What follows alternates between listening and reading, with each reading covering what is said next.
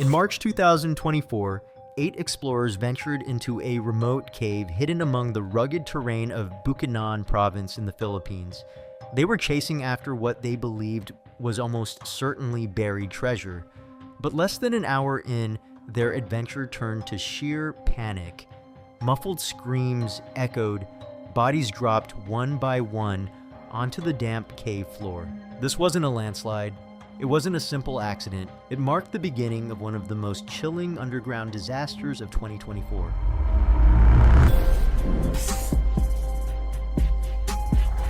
Hey there, and welcome back to Abyssin. Make yourself comfortable because today I've got a cave exploration story that spiraled into absolute tragedy. And of course, if you enjoy the content, don't forget to hit that like button. It really helps the channel grow. Deep in the heart of the Philippines, amid Bukidnon's wild and mountainous terrain, lies a place as stunning as it is dangerous. Local legends claim these landscapes guard the last remains of a forgotten fortune, Yamashita's gold. This legendary treasure, looted by the Japanese army during World War II, was supposedly buried in the Philippine mountains to keep it from falling into enemy hands. Over the decades, countless treasure hunters have been drawn to the myth, most returning empty-handed, nursing only bruises and broken tools. Others never made it back at all.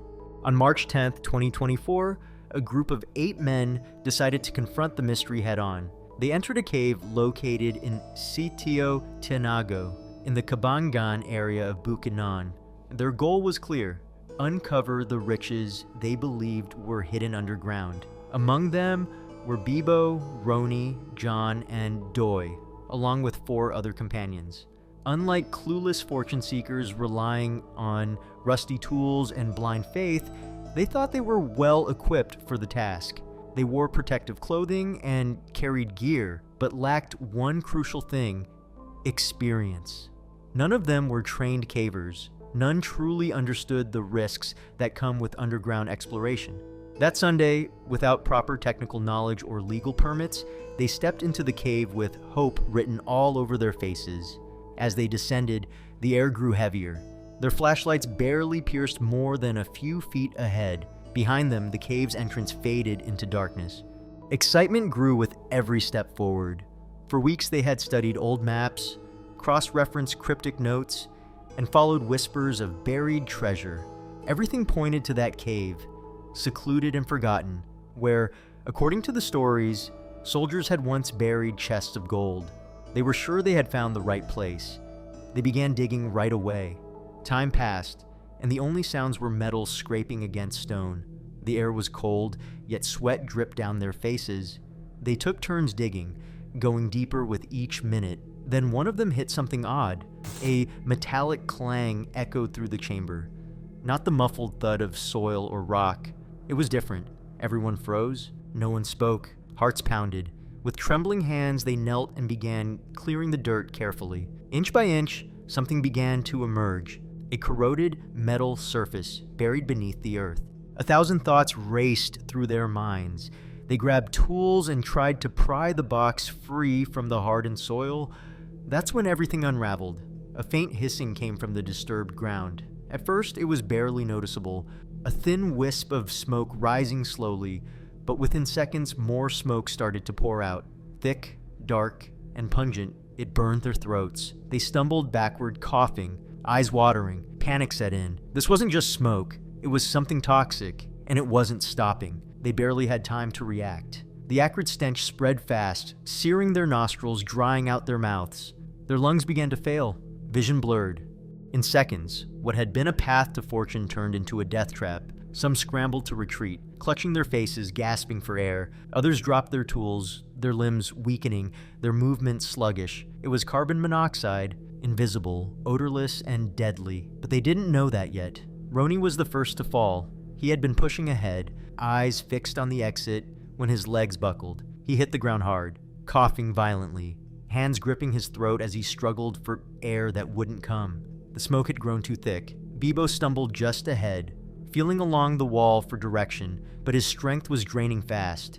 Gasping for breath, he collapsed to one side, coughing uncontrollably, fingers twitching against the stone before going still. John and Doi weren't far behind. their shapes barely visible through the haze. John dropped to his knees, bracing himself with his hands, and vomited hard. He fought against the poisoned air, trying to crawl, but his body refused to cooperate. He collapsed face first onto the ground. Doi was the last. He nearly reached Bibo, almost managed to drag him back, but his legs froze. Dizziness hit, his chest ached, and his sight faded. He coughed so hard it sounded like tearing inside his chest. With a final shuddering breath, he slid down the cave wall. Just a few more feet, but it was too late. Outside, the other four stumbled into the daylight. They collapsed onto the rocky ground, coughing, vomiting, faces pale as ash. They gasped for breath, their chests heaving, bodies trembling in shock and exhaustion. Every inhale burned like their lungs were still fighting off the poison. They had made it out, barely. But four men were still inside. Ronnie, Bibo, John, and Doi remained trapped, surrounded by deadly smoke. News spread fast. That same night, emergency crews and local authorities arrived on site. But there was one major issue. No one could go in. The cave was filled with carbon monoxide, a silent killer. Not even trained rescuers were safe. The provincial disaster team assessed the situation. One mistake could mean more deaths. Wearing oxygen tanks, the rescue teams began their descent. The deeper they went, the heavier the air became. They could feel the poison saturating the space. It took hours to reach the men. What they found was heartbreaking. The four lay motionless, their bodies frozen in the midst of escape attempts. Some had collapsed halfway through the chamber, arms stretched toward the exit. Others had fallen where they stood, drained of all energy. Their faces wore an eerie calm, as if they had fallen asleep before fear could fully take over. The bodies were removed with care, above ground. Grieving families wept. Officials stood in silence, helpless.